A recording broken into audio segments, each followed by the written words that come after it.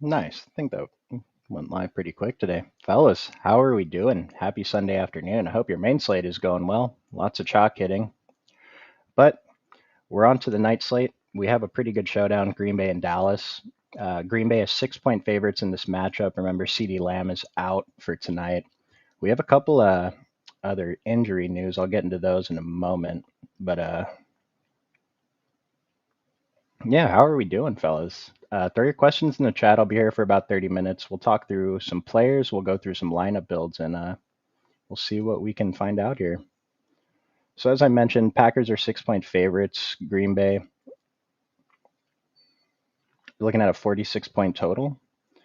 So, Green Bay has some injuries that not on the offensive, well, not fantasy players anyway, but their left guard and their left tackle are both projected to be out tonight. And so that would be a pretty good upgrade to Dallas's defense and a downgrade to the Green Bay offense overall. And then on Green Bay's defense, their safety, Javon Bullard, is questionable. He's been limited in practice, but they didn't elevate anyone. So looks like he might end up playing. Make sure you look at the report when that comes out in about 45 minutes. If he ends up out, it'll be another bit of a boost to Dallas. So I already mentioned CeeDee Lamb is out. We'll talk about what we're going to do with that receiving situation there. Yeah, Dallas's guard, Tyler Booker, is out, so that's a slight hit to the Dallas offense, but they are getting Dayron Bland back. He's one of their cornerbacks, and that's going to be a boost to Dallas's defense. Brian mentioned to me something like, the whole field thinks Green Bay is just going to pass all over Dallas, but Dallas got some help back, and Green Bay is a little bit short on their offensive line, so I think it's actually pretty good to get to more Dallas tonight.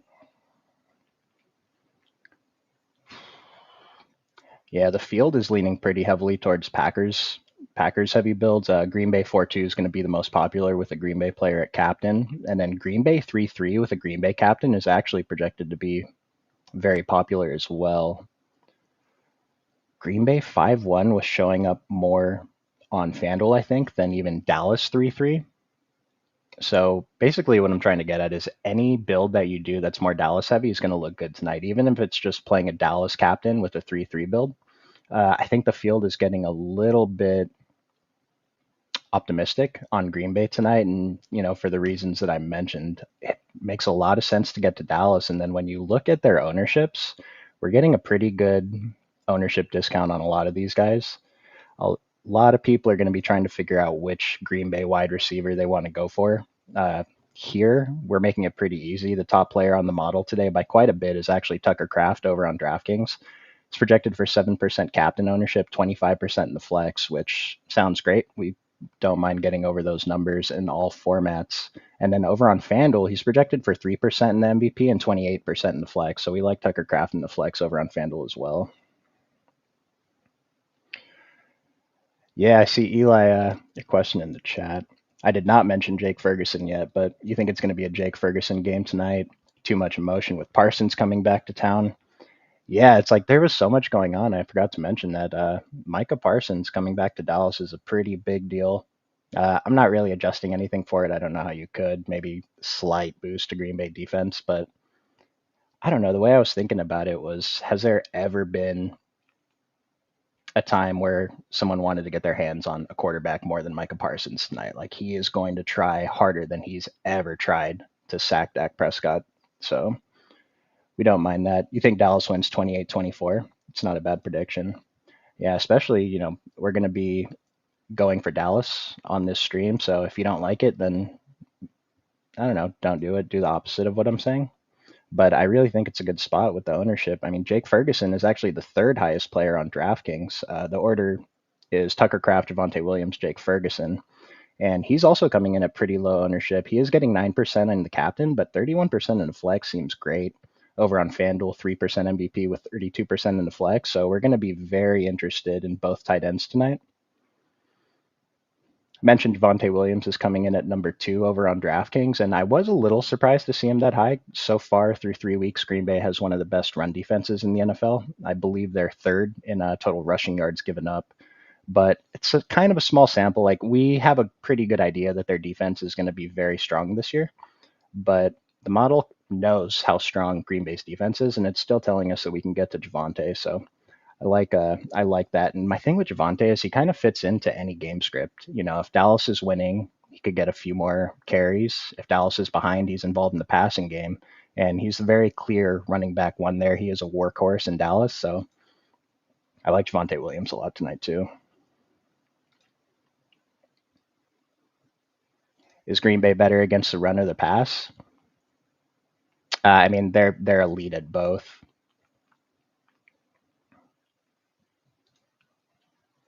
Should you take Ferg tonight? We like Jake Ferguson a lot tonight. He's a pretty strong play in my opinion in either the captain or the flex. Tobert sneaky at 3,800 with no Lamb. Yeah, I was actually kind of surprised how much ownership we have projected on Jalen Tobert. Yeah, let's just get into Dallas. So I already talked about Javante Williams a little bit. Let's start with Tobert. So his price is 3,800. He's projected for 1% captain ownership, 34% in the flex. I want to compare him to Dontavion Wicks, who's a much more popular play at 4,000. And he's projected for I guess not much more popular, but he's projected for a little bit more ownership. The model does prefer Dontavion, but I think Tobert is a pretty good pivot at that price, $200 less. We're getting a little bit of an ownership discount. And yeah, he should be the wide receiver too. So he played 88% of snaps last week and he ran a route on most of them. He usually doesn't run a route on most of his. Oh, did Gino?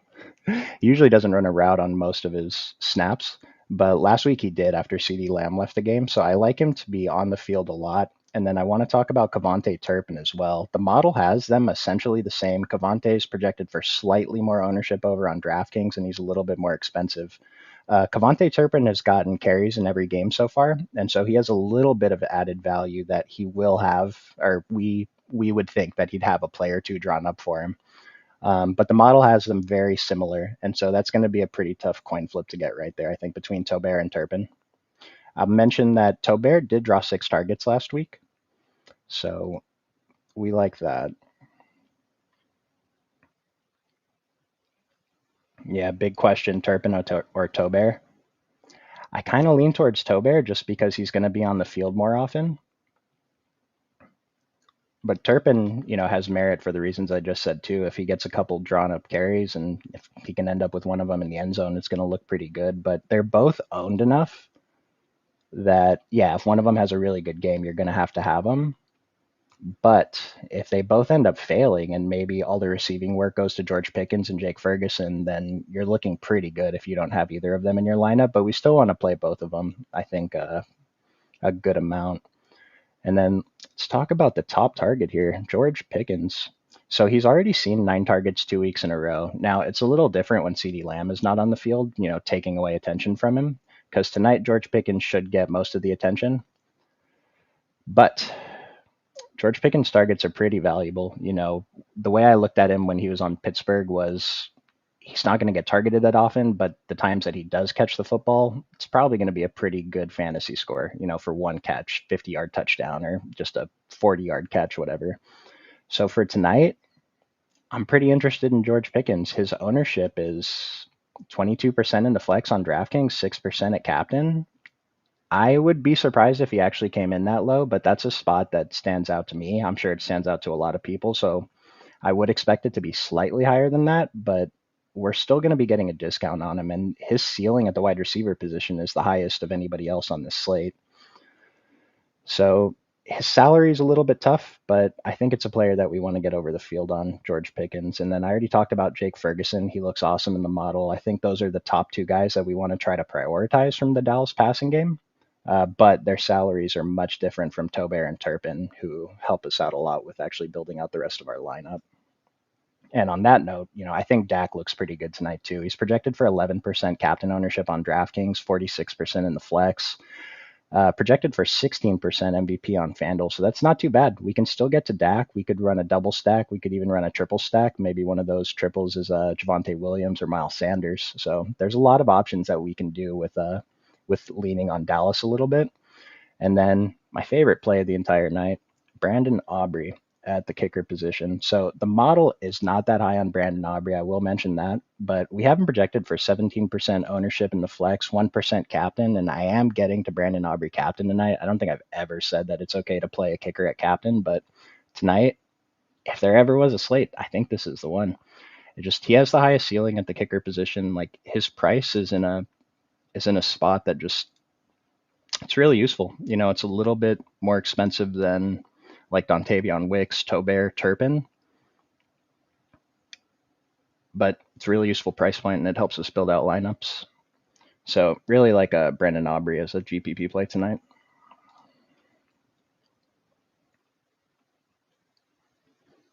Top strategy to get different in single entry contests. It goes for all contests. I think just play a little bit more Dallas, have a Dallas captain. If you play anyone but like Josh Jacobs or either of the quarterbacks at captain, you're probably going to get pretty good leverage, especially if it's a player like George Pickens and he puts up a really good fantasy score. I think his ownership is too low. Top captains overall. Let me see. So on my most recent DraftKings run, my most owned captains in large field contests are. I'm still getting to a decent amount of Josh Jacobs. I'll talk about him in a moment. Dak Prescott, George Pickens, Jake Ferguson, Brandon Aubrey, Jordan Love. And then I'm getting less than 5% of guys like Tobert, Wicks, Turpin, Romeo Dubes, and Javonte Williams. A little surprised how low on Javonte captain I am. I might adjust that, but I think all those guys look pretty good. Should you play trash plays in large field single entry? I don't think you need to tonight. I mean, the trash plays on the slate are actually pretty good. Two of them are on Dallas. Luke Schoonmaker, he ran more routes after CeeDee Lamb exited the game, and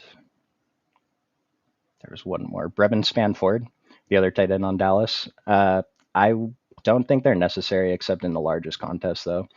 I'll mention this $200 is pretty useful to help you fit in all the studs, but it's kind of like you're just playing 5 roster spots instead of 6. And then I'll mention Ryan Flournoy as a punt on Dallas, too. He played like 30+% of snaps last week, and he's $2,000. We haven't projected for like 1 or 2% ownership. I don't think he actually comes in 1 or 2% owned. Maybe he comes in as high as 4 or 5. But either way, I think that he's a pretty good spot. The problem is we're not getting that much of a discount off of Tobert and Turpin, who we have more confidence are going to be involved in the offense. But I do think he's a pretty good pivot, especially if that $2,000 helps you build that lineup you're trying to get to.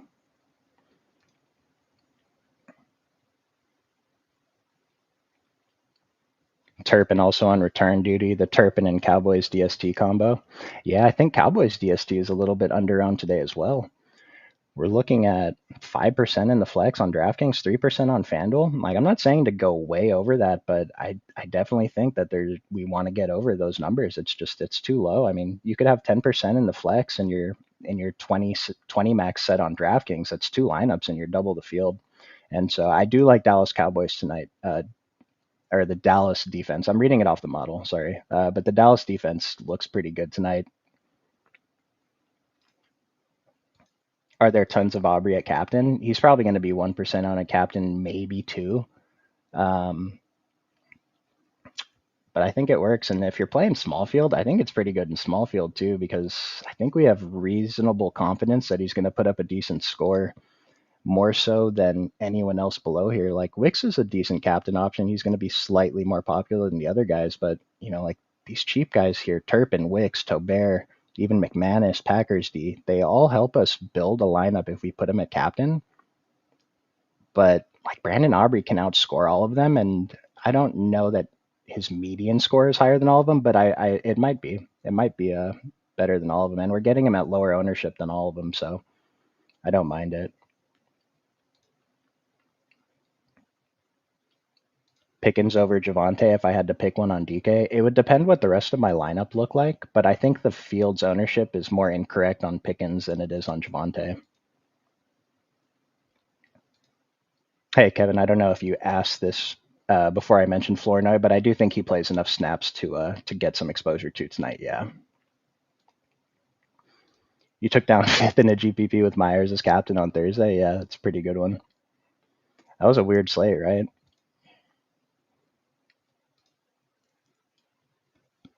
McManus and Aubrey have similar OFs. They do, but I just think Aubrey has the highest ceiling of any kicker. And I don't know, given that Green Bay's the favorite, maybe McManus is the better kicker play. But the game script of how I would like this game to go anyway is Dallas wins this game. And if Dallas wins, Brandon Aubrey probably scored some points there. Any team worth five manning. So I mentioned at the top of the stream, it's interesting because Green Bay 5-1s are going to be more popular than Dallas captain. I'm sorry. Green Bay 5-1s are going to be more popular than Dallas MVP 3-3s on FanDuel. So if you want to go 5-1, like it's still okay to do Green Bay. There's enough, lower owned players and guys we can play at captain. If you play Wicks, Dubes, or Matthew Golden at captain in that Green Bay 5-1 stack and they end up putting 20 plus points, then yeah, that's probably a pretty good 5-1 stack, assuming Green Bay wins the game too. But if you go Dallas 5-1, I don't think you have to do much to get different. That's already enough right there. You'll take the consistency of Aubrey. That's the thing. It's just, if you only have to get to the 50-yard line, maybe you have 30 seconds left before halftime. If you only have to get to the 50-yard line to score the football, I mean, that's 5 points for Brandon Aubrey in fantasy. Am I playing for the under? It looks like I am tonight. Yeah, we've been talking about that a lot on stream. I think it's always a good strategy to get leverage, but tonight, I don't know if the field realizes how much Green Bay missing two offensive linemen is going to affect this offense. Even for Josh Jacobs, not just Jordan Love, but it's not great. And then Dallas's defense got a little bit of a boost with Dayron Bland coming back, and Dallas's offense, they're going to be missing an offensive lineman too. And so, yeah, I think it's a great game to play for the under.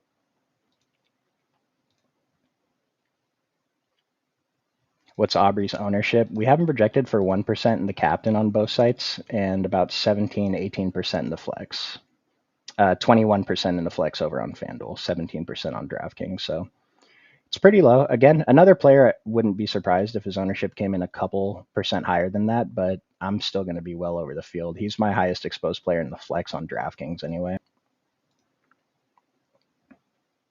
Eli, if you play Dallas heavy with Ferguson captain, Javonte or Pickens in that scenario, I think you could go either way.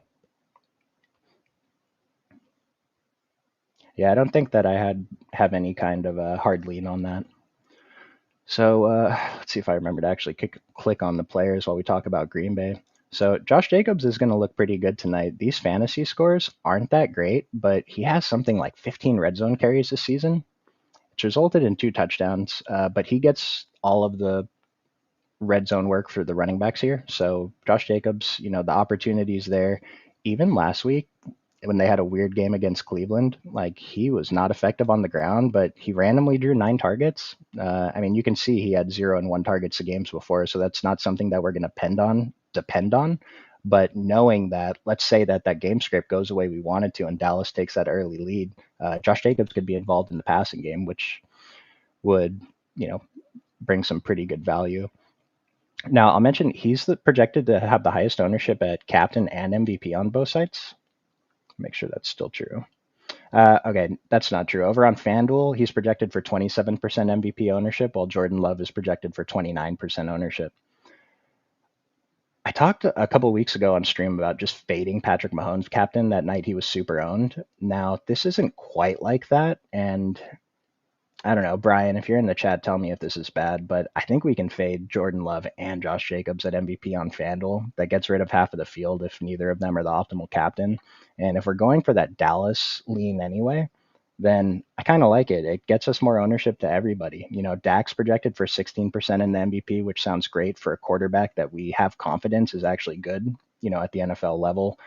Javonte's 8%. Pickens is 4% in FanDuel MVP. And remember, I mentioned I look at Pickens as a guy who is not necessarily going to draw 10 targets tonight, but maybe he draws 6 targets and 1 or 2 of them are way downfield and he has the opportunity to catch a long touchdown. So the price is a little bit tough to work with for Pickens on FanDuel, but I still like getting there if you can figure out that salary. What was I getting into? Oh, yeah, it's because I was talking about fading Josh Jacobs, but you can get over the field on everybody else if you just fade Josh Jacobs. If you're making a set like a My favorite lineup on FanDuel has been that $4 with the 20 max. And if you're playing that, I mean, you can just get over the field on every other captain if you just X out Josh Jacobs and Jordan Love. Still think Josh Jacobs is a fantastic play in the flex, though. And he's still good in captain and MVP. I mean, I mentioned he's still one of my higher owned captains over on DraftKings. I'm not sure if I'm going to do that fade over there yet. I probably will. I just didn't adjust it yet.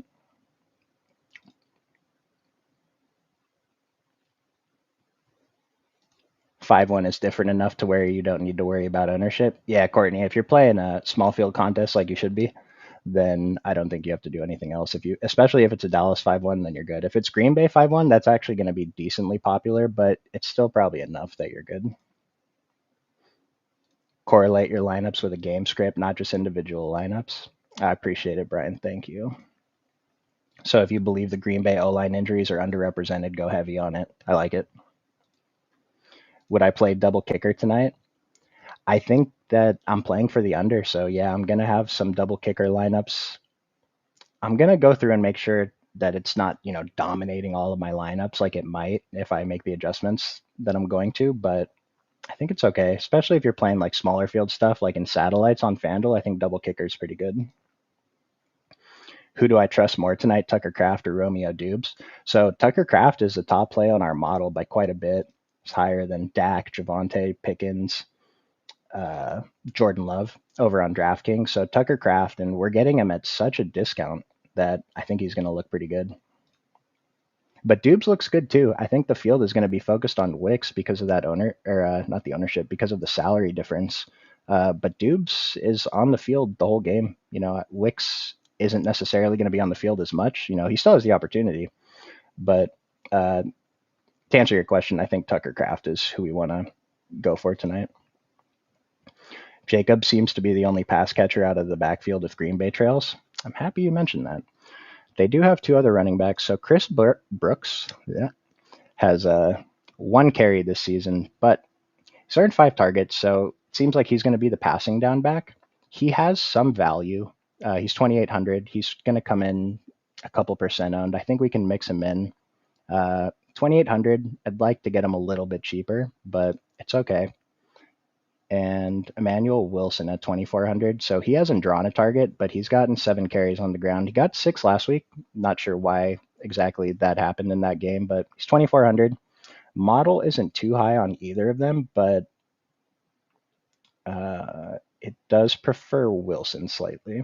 Yeah, it has Chris Brooks with the minimum OF ranking, and then Emmanuel Wilson is pretty close to the bottom of the players that were good enough to get a rating, but he did get a rating. Would I play double kicker on DraftKings? I mean, I'm not excluding it from my builds. We'll take a look at some different lineup builds, though, after I finish going over Green Bay. Yeah, Dubes is getting lost in the mid-range. Dubes, Matthew Golden. A lot of people are going to be focusing on Wicks, but I don't think we have to make that decision because we can just play Tucker Kraft. And so talking about these receivers, Wicks, Dubes, and Golden, the model has them all projected very, very similar, and their ownerships are pretty similar. Dontavion Wicks is going to carry the most because of his price. But the thing is, the model is price sensitive for football. So them being very similar, and the model still has Matthew Golden actually as the top OF play, and then Dubes, and then Wicks in that order. And so I don't think we want to get married to any one of them. If you see something that you think the field isn't accounting for, then yeah, go for it. Lean on that. But I just think it's really tough to have to pick one of these guys. So I'm kind of just going to mix them up and, get a couple shares of them each at captain and just hope that I get the right flex play combinations with them. One more receiver I'll mention on Green Bay is Malik Heath. He's only drawn 1 target this season, but it was 37 yards downfield. So there's potential he could get some snaps. I just want to mention him. He's $1,000. Largest fields only for Malik Heath. Kraft captain without Love in the flex. Too cute. I think so. Yeah, I mean, there's builds that will work with Kraft at captain and no Jordan Love in the flex, especially if you're playing for that under and maybe Tucker Kraft catches the only touchdown for Green Bay. But if you're hand building, I'd probably lean towards just playing Jordan Love in the flex with Kraft at captain. Really liking Golden Captain. Yeah, it's going to be low owned. It's pretty nice. If you hit on the Golden Captain, you can kind of just play the best plays in the flex. If those wide receivers are similar, does it make sense to go with the cheaper option? Yeah, I think so. Yeah, I think so. The thing with Wicks is, even without the model or anything telling us he looks good, the advanced stats are great. It just, we have this perception that he can't catch the football, and he can't. But imagine if he does catch the football, then it's going to look pretty good. But I will say he might be slightly overowned compared to the other two just because of that price discount. And remember, we do have pivots in this price range. Um, so I've talked about Tucker Craft, top play on the model. Did we have a backup? Let's see here. Luke Musgrave and John Fitzpatrick both play around 20% of snaps, and they've drawn 3 targets each this season. Model doesn't mind Luke Musgrave as a large field punt.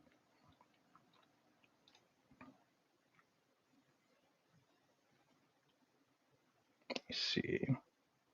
All right, cool. I think we went through all the players, so went a little longer than usual. But guys, throw in your questions. I'll be here for a few more minutes. So I tried to build out a low risk lineup tonight, for 50-50s double ups, but it's just we can't do it because we can't play Jordan Love, Prescott, Javonte, and Josh Jacobs in the same lineup. So I don't think you should play low risk tonight. But I think it's a really fantastic slate to play small field and large field contests. Like small field seems really, really good tonight because I don't think you have to do much to get different. Like you don't need to hit on that low owned player. Just construct your lineup a little bit differently. Like let's go with the lean I've been talking about all show. We'll put Dak at captain to keep it easy. We definitely want Pickens. You know what? No, we'll do Pickens at captain because this is the captain that stands out for large fields, and it should stand out to everyone. I'm a little bit surprised he's projected for such low ownership. Pickens, Dak, one of Javonte or Ferguson. We'll do a Javonte in this one. See if we get the top Green Bay. Tucker Craft, throw in my favorite play, Brandon Aubrey. Leaves us 2,400 to take a shot on one of these guys. It's not great. Let's take out Brandon Aubrey. I mean, if we go with we can put Tobert here, 4,400. Get to Wicks or even Cowboys defense. Miles Sanders. That would be that Dallas 5-1, and like this is already enough to be pretty different from everyone else. I don't think you have to do anything weird. Get to one of these guys, Is 5-1 Dallas in single entry a good idea? I think it's a good idea. Just keep in mind it's high risk. It's not going to work out every time. It just when it does work out, it's a lot easier to win the tournament.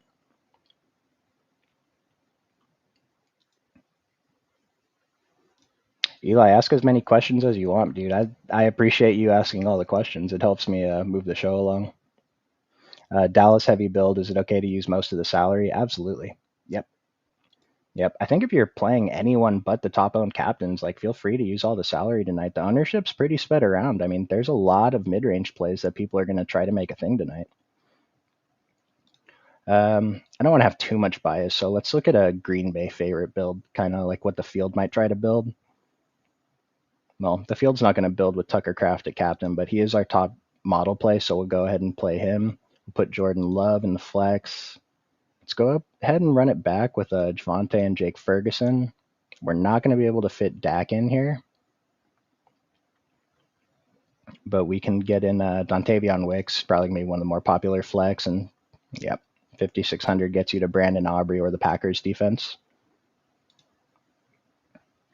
It's a pretty basic build. Maybe you don't want to have to pick. This is good for small field tournaments, I think. We'll put Jordan Love at captain, Tucker Craft.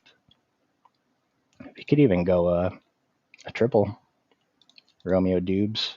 Run it back with George Pickens on the other side. Maybe Green Bay takes that lead and Dak just chucks it down the field. Leaves us 6,200. A lot of options. We can still get to Brandon Aubrey here. Packers D. We could go with the Packers kicker, McManus. Leave a little bit of salary, get to one of these guys. It's a lot of flexibility. Now, keep in mind, all those builds I just made completely faded Josh Jacobs, and so that's something to consider. If you want to play a lot of Josh Jacobs tonight, these builds are going to be a lot more difficult. Like, if you put Jacobs at captain, put Love in the flex, Let's skip Tucker Craft in this one, but he'd still be a pretty good play here. I'm just going to default to Wicks because he's the cheapest one. We'll get Jake Ferguson. Dak leaves us 2,000 to get to Ryan Flournoy. Like this would be, I don't know, it still uses up all the salary, even though you're getting to Ryan Flournoy. This lineup is going to be duped if you're playing that large contest. What do I think of Green Bay's defense? I think Green Bay has top 3 defense in the NFL overall. How they're going to look tonight? I don't know. I'm a little surprised that they're only projected for 10% ownership in the flex. I know that their price is kind of expensive, but I wouldn't be surprised if that came in a little bit higher. I'm going to have a little bit more than 10% Packers, do you? Would I play Ferguson? Yeah, we have Ferguson as the third ranked play overall on DraftKings, and he still looks really good over on FanDuel. I mean, he got 12 and 14 targets over the last couple of games now. If you guys have been watching the show, you know that we love these guys that draw a bunch of targets, and then on Sunday night, we've been watching them draw one or two. Was it like JSN, Drake London? But, hopefully Jake Ferguson or George Pickens is able to get open tonight. And with no CeeDee Lamb, like I mentioned, there's more opportunity to go around. They're going to get more attention because CeeDee is not drawing the attention away. But I see no reason to think these guys still aren't going to command a ton of targets. How much am I on Turpin? Let me see. I have more Tobert than Turpin, but I don't have a. Yeah, that's not like a hard stance or anything. I have 24% Tobert, 18% Turpin, so just a slight preference for Tobert, but I think they're both fine. It might be that extra couple $100 from that we're saving going to Tobert instead. That might matter, especially if you're getting to a bunch of Josh Jacobs, because Josh Jacobs is just so hard to fit in tonight. But I mean, he's the highest projected player on the slate. Any injury news? The stuff I talked about at the beginning, I think it's not, CeeDee Lamb's the only relevant fantasy player that has an injury tonight, but Green Bay's offensive line, they're missing 2 offensive linemen. Like, that's kind of a big deal. We saw how much the Chargers kind of collapsed earlier after they lost Joe Alt, and, like, this is their left guard and their left tackle, so it's not great. So I like attacking that Dallas defense a little bit more. That doesn't necessarily mean playing more Dallas DST, but just playing less Packers players. Do I think both top RBs are in the optimal tonight with Dak at captain? I wouldn't be surprised if both of them were in the optimal in the flex. Javonte, like I mentioned earlier, Javonte just feels game script proof. He's going to be involved no matter what. He's not that much cheaper than Josh Jacobs. Like Josh Jacobs is kind of the same deal, but if we put those two in the flex with Dak Prescott at captain, leaves us 5,300. Let's say we try to fit Ferguson in here, 3,850. Can we do it? Wicks and no, we can't really get to Tobert here, but I don't know. Dak captain fading Pickens and Ferguson doesn't feel great. There's obviously situations where that's going to work. Maybe Tobert's the one that catches a touchdown or two, and Pickens and Ferguson don't do it. But it's a little bit tougher, but it can work. Hey, appreciate you going 5-1 Dallas. I hope it works out. I hope it works out, and you guys come back next week, even if it doesn't. Can I rank Dallas as pass catchers? So in terms of absolute ceiling, I can't imagine George Pickens isn't the number one. But median projection is Jake Ferguson tonight, I would think. After that, I don't know. I default to Tobert because he's on the field more than Turpin, but Turpin has opportunities manufactured for him, so we can't ignore that.